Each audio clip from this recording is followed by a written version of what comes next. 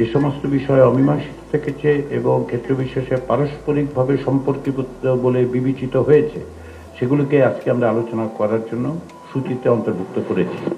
আমরা আশা করছি যে এক্ষেত্রেও খানিকটা অগ্রগতি অর্জন করা যাবে এবং অগ্রগতি অর্জন করা সম্ভব হলে আমরা অন্য বিষয়গুলোতে পরবর্তী সময়ে আলোচনায় যুক্ত হতে পারবো, সূচনা করতে পারব।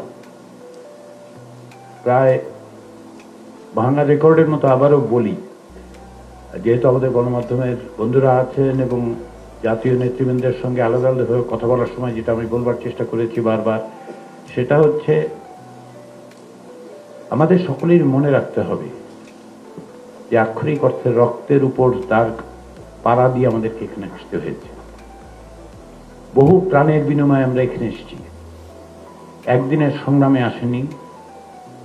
16 বছর ধরে অব্যাহত সংগ্রাম, 53 বছর ধরে বিভিন্নভাবে আমরা গণতন্ত্র প্রতিষ্ঠার যে সংগ্রাম, একটি জবাবদিহিমূলক রাষ্ট্র প্রতিষ্ঠার যে সংগ্রাম, তারই একটা পর্যায়ে আমরা এখানে সকলে বসতে পেরেছি।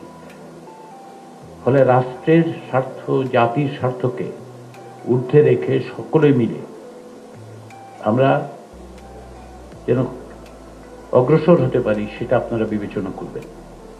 আমি বারবার বলেছি যে আপনার সকলকেই খানিকটা ছাড় দিতে হবে। ঐকমত্য কমিশনের পক্ষ থেকেও আমরা নিজেদের মধ্যে আলোচনা করছি, আপনাদের সাথে আলোচনা করছি যে কোন কোন জায়গায় পরিবর্তন, সংশোধন, সংযোজনের মধ্য দিয়ে আমরা অভীষ্ট লক্ষ্য অর্থাৎ একটি জাতীয় সনদের জায়গায় পৌঁছতে পারব।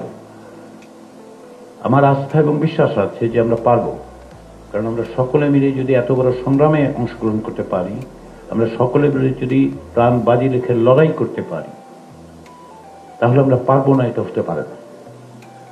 বাংলাদেশের ইতিহাসের ব্যতিক্রমী ঘটনাগুলো ঘটেছে, তার মধ্যে একটা বড় ব্যতিক্রমী ঘটনা হচ্ছে এই যে আমরা এখানে সকলে মিলে কথা বলছি, পরস্পরের বক্তব্য শুনছি, সহনশীলতা প্রদর্শন করছি এবং অন্যদের বক্তব্যগুলোকে গুরুত্বের সাথে বিবেচনা করে আমাদের অবস্থানটা বলার চেষ্টা করি যে যেই দলেই আছেন।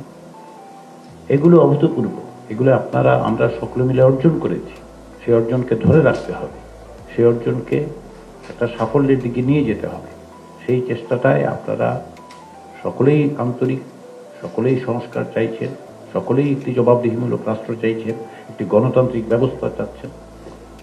সেই জায়গায় যেন আমরা অগ্রসর হতে পারি ধীর গতিতে। আমাদের একটু সময়ের তারা হচ্ছে এই যে আমরা জুলাই মাসের মধ্যে প্রক্রিয়াটা শেষ করব,